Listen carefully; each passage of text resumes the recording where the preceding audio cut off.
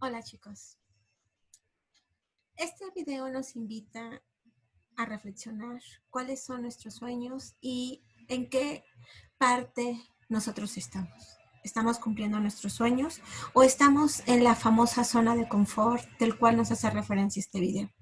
¿Saben? La mayoría de nosotros nos encontramos en la zona de confort hasta hace unos meses, a partir de que se dio todo esto de la pandemia. ¿Por qué? Porque estábamos tan habituados a todo lo que vivía a nuestro alrededor que perdimos de vista muchas situaciones. ¿Y qué fue lo que pasó? La situación nos empezó a llevar a una zona de aprendizaje. En experiencia personal, yo tenía tiempo que ya quería empezar con las tecnologías, pero por, ya saben, pretextos. Uno no se atreve, pero la situación me obligó a hacerlo realmente. Entonces la pregunta aquí es, ustedes como alumnos en clases estaban acostumbrados a tomar clases presenciales. Ahora, ¿de qué manera lo tenemos que hacer? De una manera muy diferente a como lo veíamos. Entonces, tanto alumnos como profesores tuvimos que salir de esa zona de confort y comenzar a la zona de aprendizaje. Por aquí la pregunta es, y sobre todo, por la cuestión de que ahora que estamos tomando clases a distancia, pues ya no tenemos o ya no sentimos, y de hecho está siendo muy criticado todo este sistema en línea, ¿no? Ustedes, ¿qué están haciendo para verdaderamente aprender y pasar de la zona de confort a la zona de aprendizaje? ¿Por qué? Porque al final, una pregunta interesante que uno se tendría que hacer, y solamente aterrizándola en lo que estamos viviendo. Yo estoy aprendiendo realmente el conocimiento que me debo de llevar en cada una de las asignaturas. Si no lo estoy haciendo, entonces, ¿qué espero para pasar a la zona de aprendizaje? Algunos profesores me están dando las herramientas, pero yo, como se los decía muchas veces en clase, no es suficiente con verlos 1, 2, 3 horas por semana, incluso 5 horas por semana, jamás van a ser suficientes.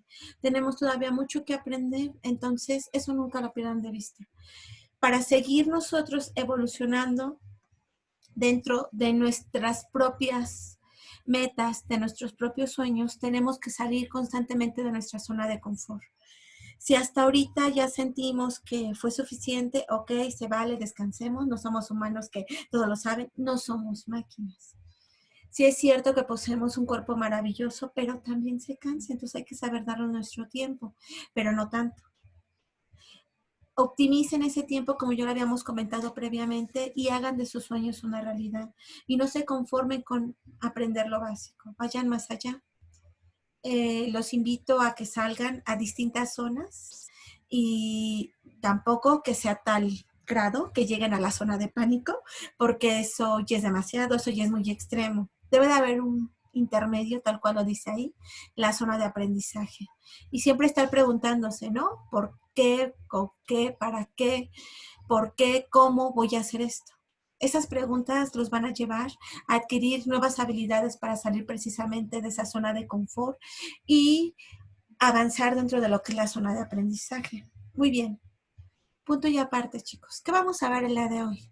El día de hoy lo que nosotros vamos a ver es un nuevo tema. Yo pensaba compartir con ustedes lo que era precisamente el tema de aplicaciones de ecuaciones diferenciales de orden superior. Pero precisamente porque los quiero sacar de su zona de confort, voy a ver un tema que es necesario entenderlo porque va más allá de lo que comúnmente nosotros vemos y es un método de solución de ecuaciones diferenciales a través de las series, una propuesta a través de series de potencias. Eh, Vamos a atrevernos a ir más allá de lo que comúnmente vemos. Y es importante que se lo entiendan porque resulta ser que la mayoría de los fenómenos en la naturaleza pues no son fenómenos lineales, sino suelen ser cuadráticos. Y como más adelante lo vamos a ver, suelen presentarse por medio de ecuaciones diferenciales bastante complejas. Algunas de ellas, por mencionar, aquí ya lo dice, son los famosos polinomios de Bessel o las famosas ecuaciones diferenciales de Bessel y las ecuaciones diferenciales de Lagrange. Pero para llegar a esta parte, lo que nosotros vamos a ver primero es un repaso de las series de potencias. Vamos a pasar a las soluciones de ecuaciones diferenciales por medio de series de potencias. Y si nos da tiempo, vamos a pasar al tema 6.2, el cual nos habla de soluciones en puntos singulares.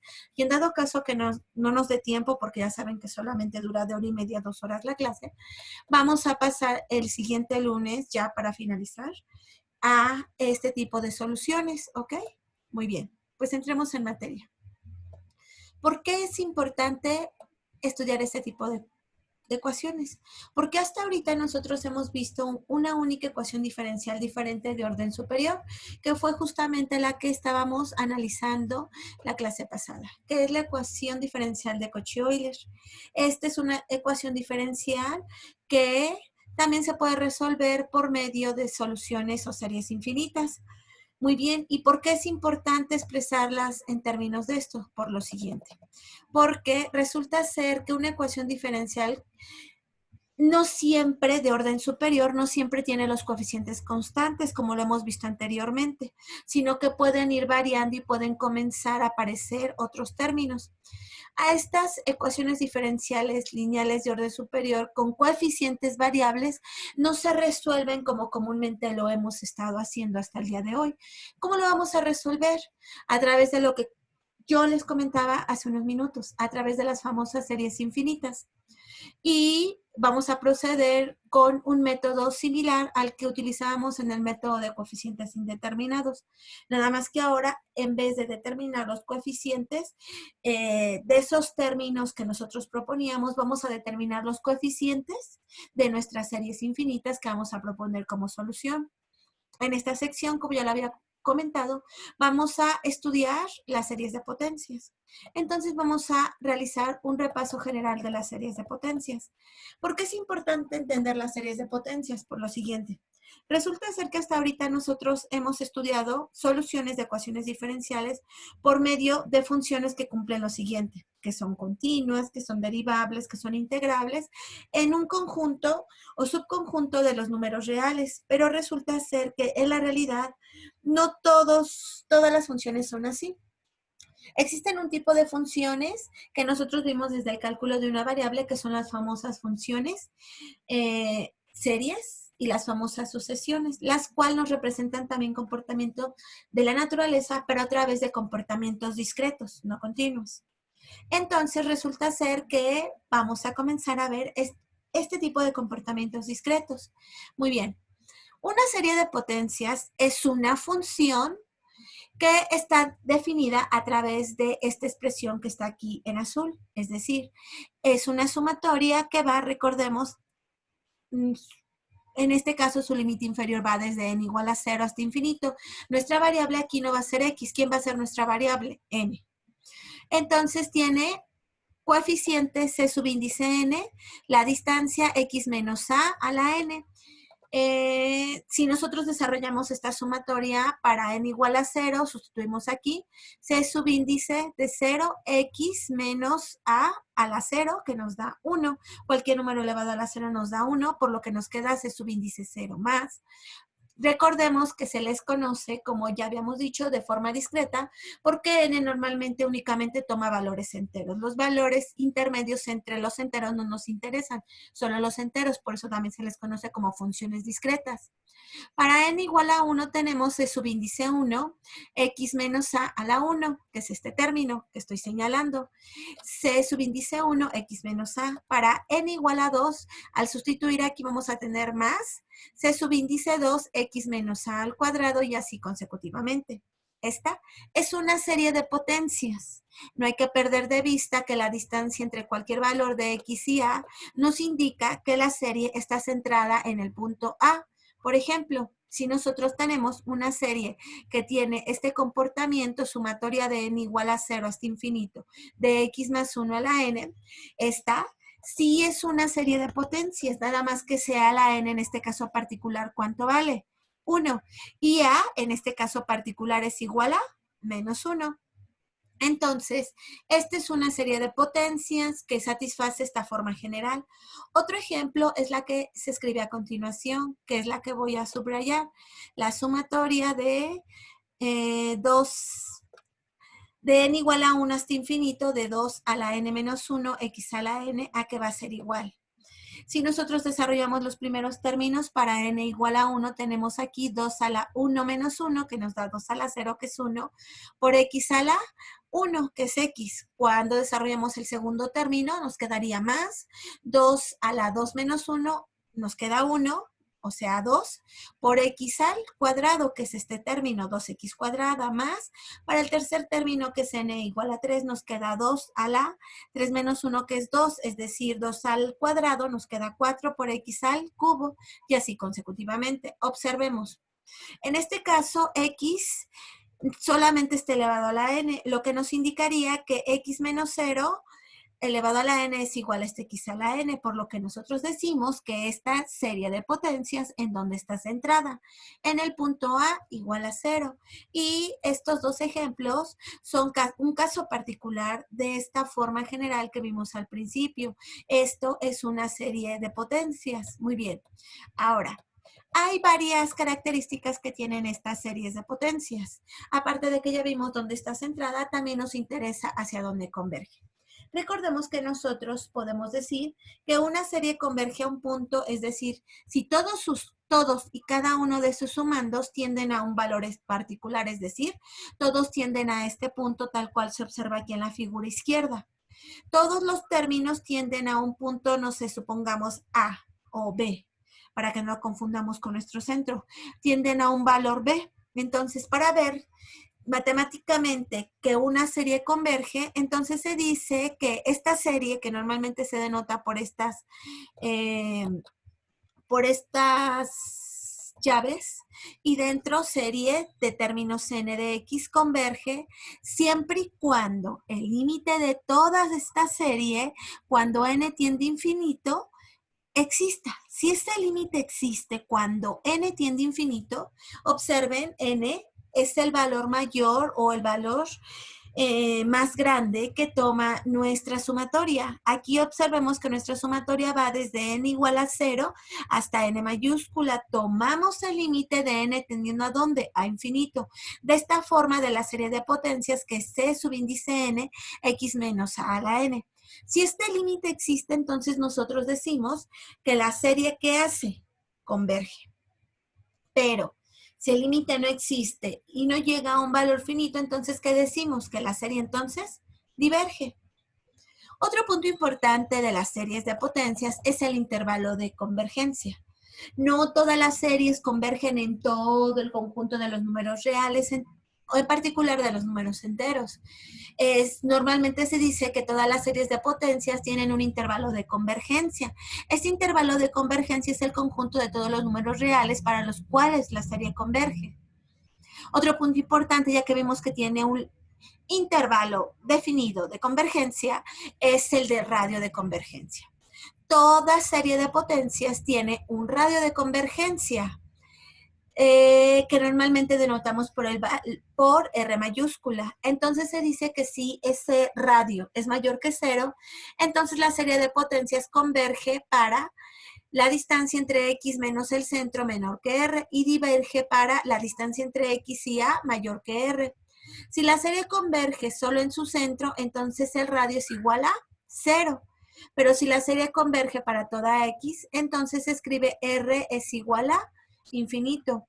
Recuerden que esta desigualdad de valor absoluto de x menos a menor que r equivale a decir lo siguiente, que a menos r es menor que x y a su vez x es menor que a más r.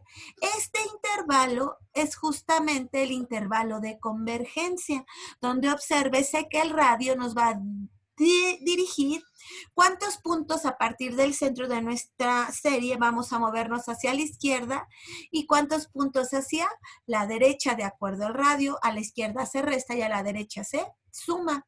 Entonces una serie de potencias podría converger o no en los puntos extremos, que son a menos r y a más r en este intervalo. Y justamente como se observa en esta ilustración de la izquierda, aquí tenemos una serie que está centrada en el punto A. A su izquierda puede diverger, incluso en este punto extremo del intervalo puede hacerlo, ¿no? Y en el extremo del intervalo derecho también podría converger o diverger, todo va a depender de la serie, ¿ok? Otro punto importante también a considerarse es precisamente si la convergencia es absoluta o no. Entonces, dentro de un intervalo de convergencia, una serie de potencias converge absolutamente, en otras palabras, si X es un número en un intervalo de convergencias y no en un intervalo, en un extremo del intervalo. Entonces, la serie de valores absolutos, que es todo esto, converge, como el caso de la figura 6.11, donde observamos que tiene convergencia absoluta dentro del intervalo y convergencia únicamente dentro del intervalo, incluyendo sus extremos, y divergencia fuera de fuera de este intervalo de convergencia. Muy bien. La prueba que nos va a poder permitir determinar si existe o no convergencia es una prueba que comúnmente se le conoce como la prueba de razón. Para determinar esta convergencia, ¿qué es lo que nosotros hacemos de acuerdo a la prueba de la razón? Calcular el límite de cuando nuestra variable n tiende a infinito. ¿De quién? Del término de nuestra serie de potencias n más 1 sobre el término n, en donde observemos lo siguiente. El término n más 1 de nuestra serie sería ¿quién? Los coeficientes c a la n más 1 de quién multiplicado por x menos a la n más 1 sobre quién? C a la n multiplicado por x menos a la n. Observemos. Este término x menos a la n más 1 sobre x menos a la n se reduce, quedando únicamente el término x menos a. Por lo que como x menos a no depende de la variable n, entonces queda como un factor multiplicativo y entonces nosotros ¿qué podemos hacer? Factorizarlo fuera del límite. Y nos quedaría x menos a por el límite de ¿quién? De los coeficientes c a la n más 1 sobre c a la n. Y si este es igual a n, entonces se puede ya determinar si existe o no convergencia. ¿Cuándo va a converger nuestra serie? Cuando ese límite sea estrictamente menor que 1. ¿Y cuánto va a diverger? Cuando este límite sea mayor que 1. Sin embargo, si ese límite es igual a 1, el criterio no es concluyente. Vamos a ver algunos ejemplos de cómo utilizar precisamente este criterio de la razón. El ejemplo número 1 nos dice que vamos a tomar la siguiente serie de potencias, la cual está definida como ¿quién? Como la sumatoria de n igual a 1 hasta infinito de x menos 3 a la n sobre 2 a la n entre n, y vamos a aplicar este criterio de la razón para no perdernos tanto en la teoría, porque ya sabemos que normalmente en los libros suprimen mucha álgebra para que todo alcance. Vamos a realizarlo de forma paso por paso. Entonces, ¿qué nos dice el criterio de la razón? El criterio de la razón nos dice que vamos a tomar el límite cuando n tiende a infinito del término n más 1 de nuestra serie.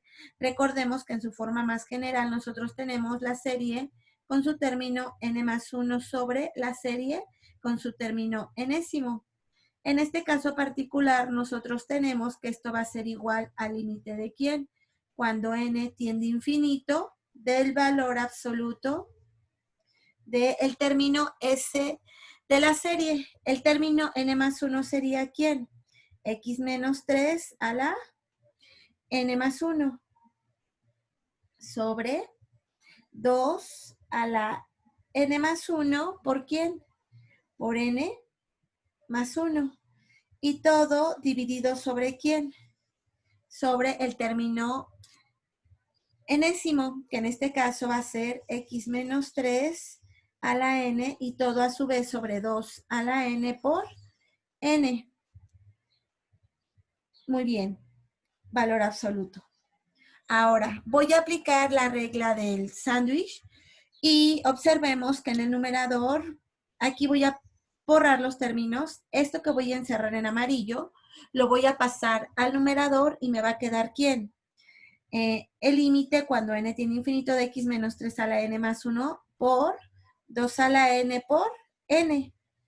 Todo dividido sobre ¿quién? Ahora Esto que tengo encerrado en amarillo lo voy a pasar arriba y me va a quedar x menos 3 a la n.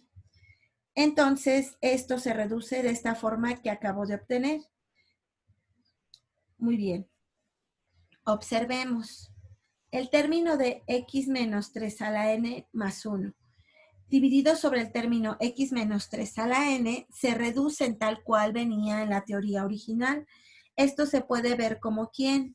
Como, lo voy a poner aquí en otro color y ahorita voy a borrar aquí inmediatamente, como 2 a la n por n dividido sobre 2 a la n más 1 por n más 1, que multiplica a ¿quién? A x menos 3.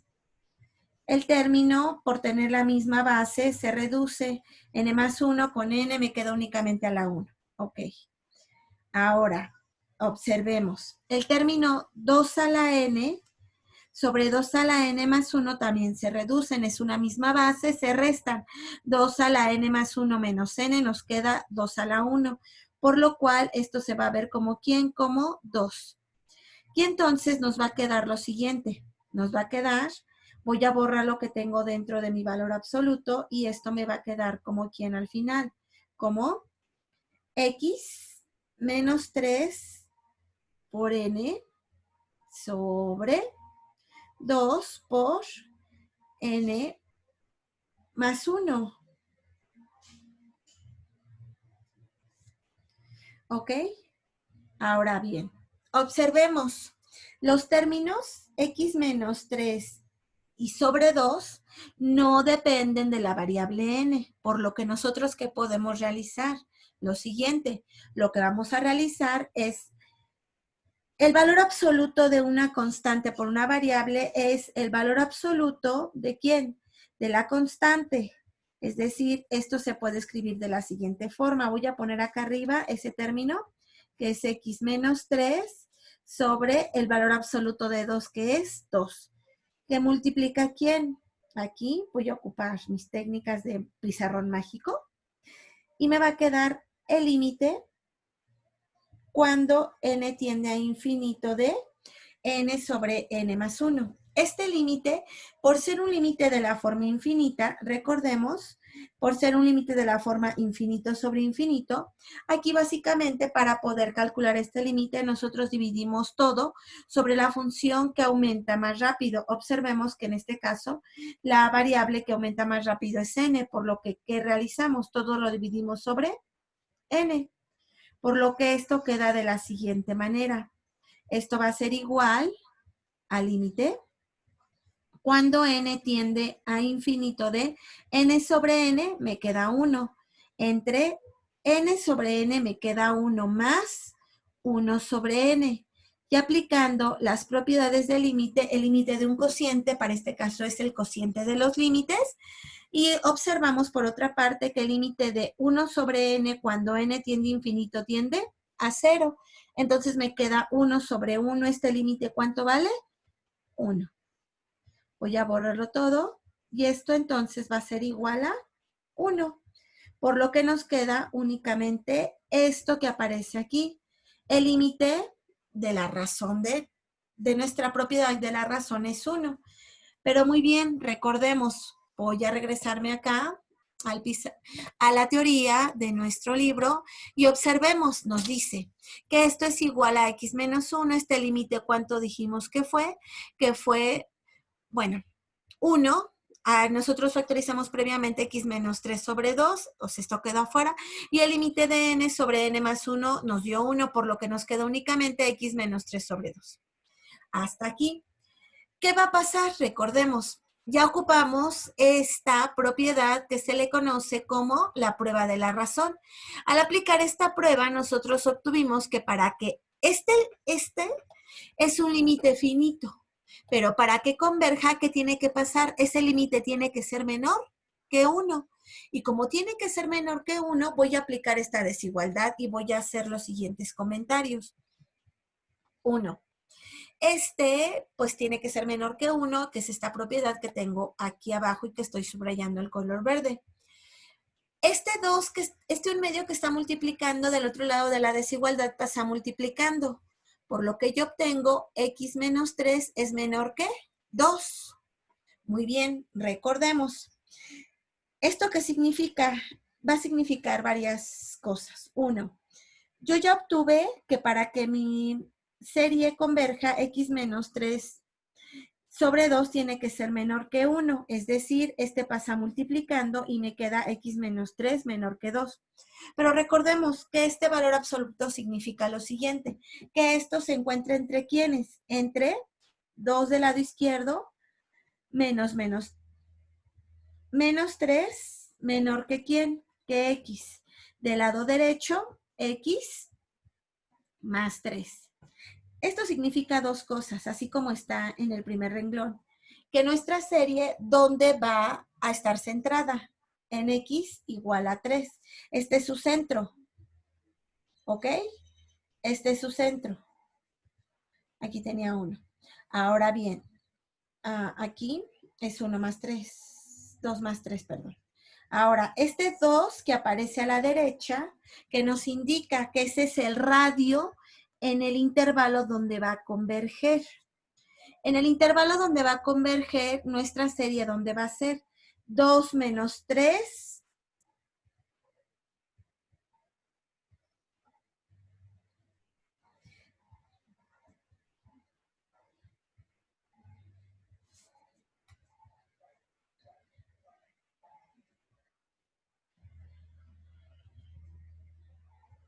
Esto significa que x menos 3 es menor que 2, pero también menor que menos 2. Este menos 3 lo pasamos del lado izquierdo y nos queda menos 2 más 3 es menor que x menor que 2 más 3. Es decir, menos 2 más 3 nos da 1 menor que x menor que 2 más 3, que es 5. Nuestro radio de convergencia de nuestra serie va a ser entre 1 y 5. Este va a ser nuestro intervalo de convergencia, el cual nosotros comentábamos al principio, es decir, nuestra serie donde va a estar centrada en el punto x igual a 3. ¿Cuántas veces se va a mover hacia la derecha? 2, 3, 4, 5. Aquí es 5. ¿Cuántas a la izquierda? 2.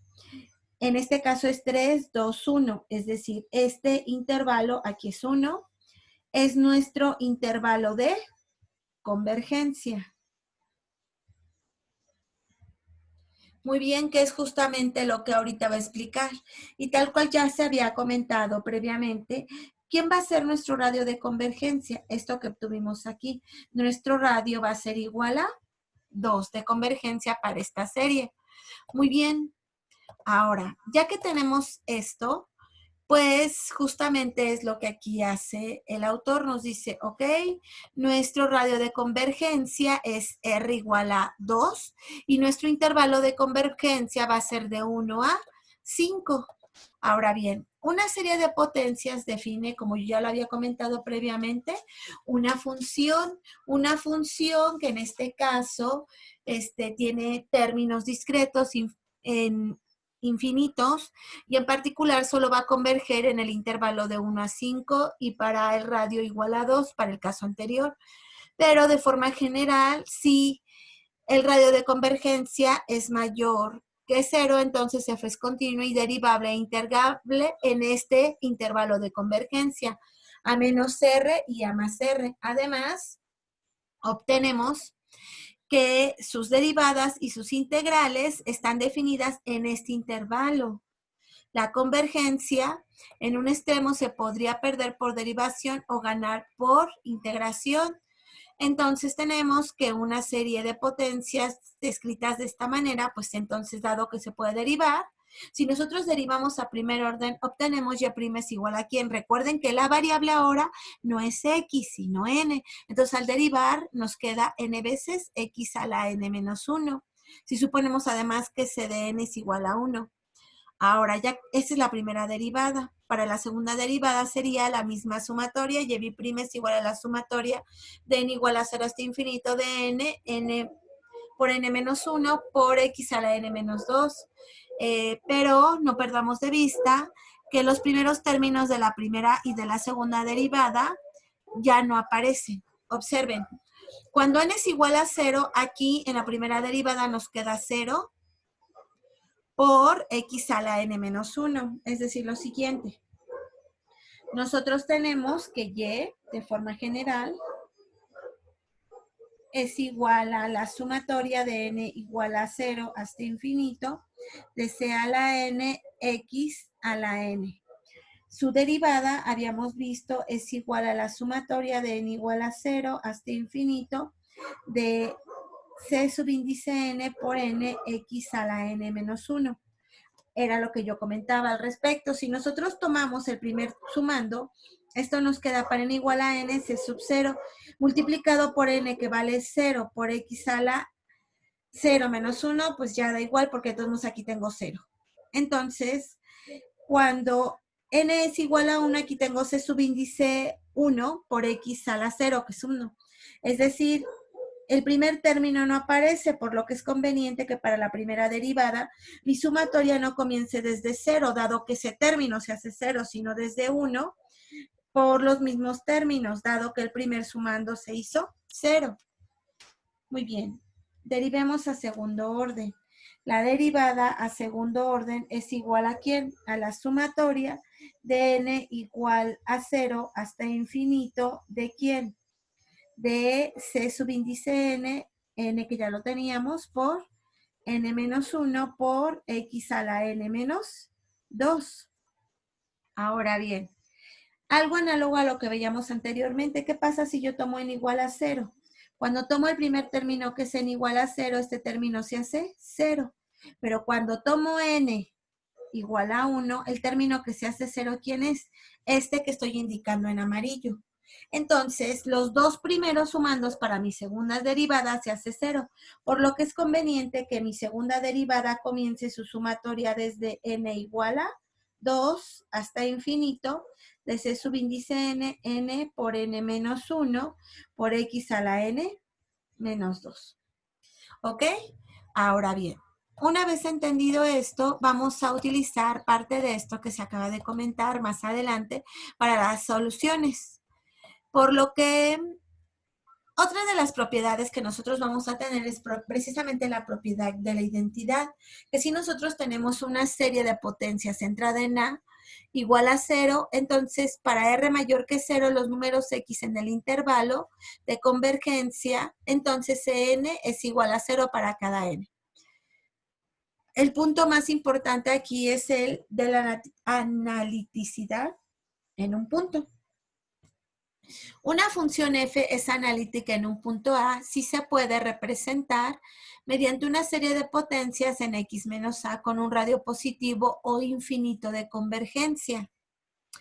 En cálculo se ve que las funciones exponencial, coseno, seno, logaritmo, etcétera, pueden ser representadas por medio de series, por las famosas series de Taylor. Recordemos que e a la x se puede expresar como 1 más x sobre 1 factorial más x cuadrada sobre 2 factorial más bla, bla, bla. Lo mismo la función seno de x es igual a x menos x cúbica sobre 3 factorial más x a la quinta sobre 5 factorial, así consecutivamente. Y también la función coseno de x es igual a 1 menos x cuadrada sobre 2 factorial más x a la cuarta sobre 4 factorial menos x a la sexta sobre 6 factorial. Y todos estos son válidos ¿para quién? Para x menores, ¿qué?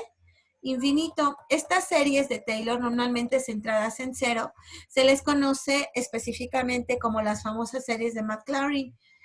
Muestran que toda función continua son analíticas específicamente en donde en x igual a 0, es decir, son derivables, integrables, continuas en ese intervalo.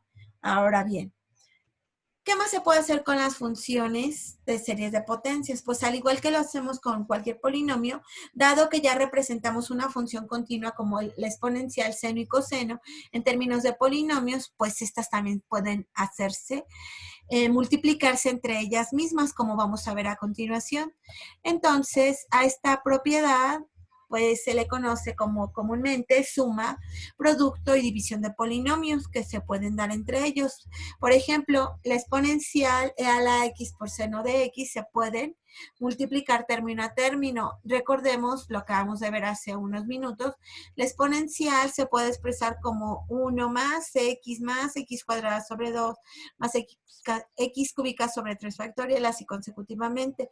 El seno es x menos x cúbica sobre 3 factorial o 6 más x a la quinta sobre 5 factorial o 120 y así consecutivamente.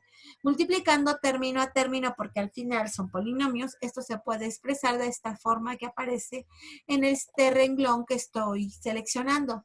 O sea, como 1 por x más 1 por menos x cúbica sobre 6, factorizamos el término de x cúbica y nos queda menos un sexto. 1 por x a la quinta me da más 1 sobre 120 x a la quinta, que es este término que estoy señalando. Ahora vamos con los términos de 1 por x, bueno, el 1 por x a la séptima ya no aparece, vamos con x. X por x, ¿cuánto me da? X cuadrada. X por menos x cúbica sobre 6 nos da menos x a la cuarta sobre 6, o sea, menos un sexto de x a la cuarta. Ahora x por x a la quinta nos queda más x a la sexta sobre 120, término que tampoco aparece aquí. Seguimos con el siguiente, x cuadrada por x nos queda un medio de x cúbica, que es precisamente este sumando. Y así consecutivamente vamos nosotros agrupando los términos polinómicos x, x cuadrada, x cúbica, x cuarta, x a la quinta, x sexta, etcétera, etcétera. Entonces llegamos a esto, lo cual se reduce bastante. Ahora bien, algo importante que no se debe de perder de vista en este tipo de series de potencias es precisamente que no necesariamente teniendo dos series de potencias vamos a empezar en los mismos superíndices o en los mismos límites inferiores de nuestra serie de potencias. Entonces vamos a comenzar a practicar en esta parte precisamente los corrimientos de nuestras series de potencias. ¿Cómo lo vamos a hacer? De la siguiente forma. Supongamos que tenemos esta serie de potencia como sumatoria de n igual a 2 hasta infinito de n por n menos 1, c subíndice n, x a la n menos 2 más la suma de, observen, aquí nuestro límite inferior no comienza en el mismo que en el anterior. Aquí aparece desde n igual a 0 hasta infinito, de c subíndice n, x a la n más 1. También observen, en el término potencia, x a la n, aparece aquí a la n menos 2 y aquí a la n más 1. Estos dos principales términos, que es la sumatoria y la potencia, son los términos que nosotros debemos de manejar. ¿Para qué? Para poder hacer una suma de términos y poder hacer un corrimiento en las fases de estas sumas.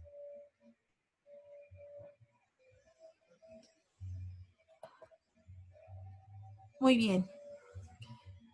Ahora,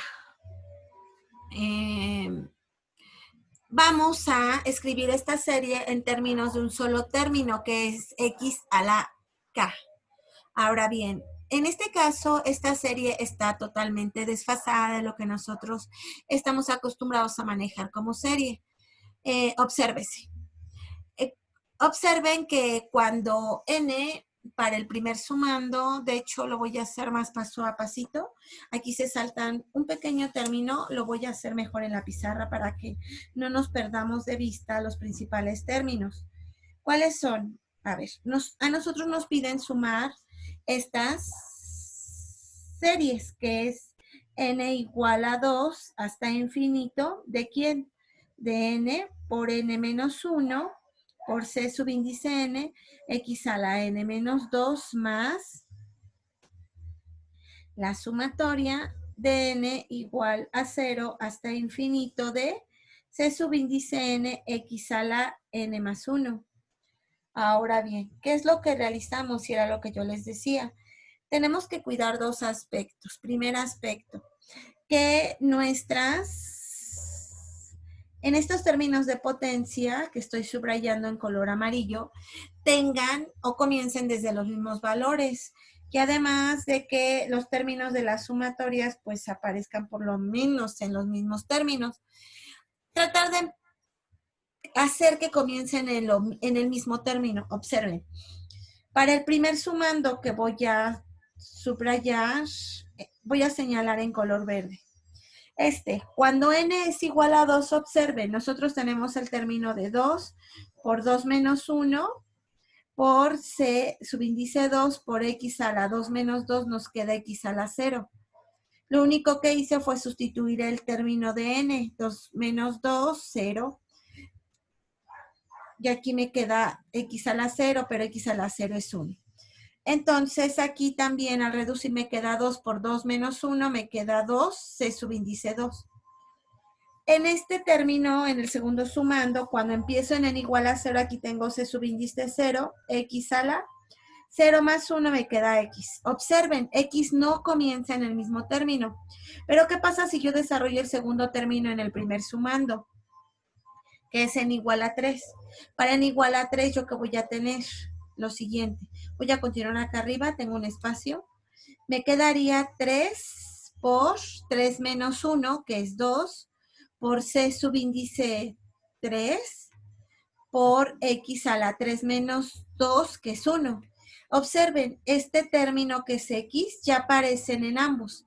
Es decir, para que yo obtenga los mismos términos en x, voy a desarrollar únicamente el primero, de tal forma que esto se quede de la siguiente manera. Esto se va a poder expresar como, lo único que hice fue expresar el primer término del primer sumando. Es decir, para n igual a 2, aquí yo tengo 2 por c subíndice 2. Recuerden que aquí n igual a 2 me da 2 menos 2, que es x a la 0, que al final es c subíndice 2.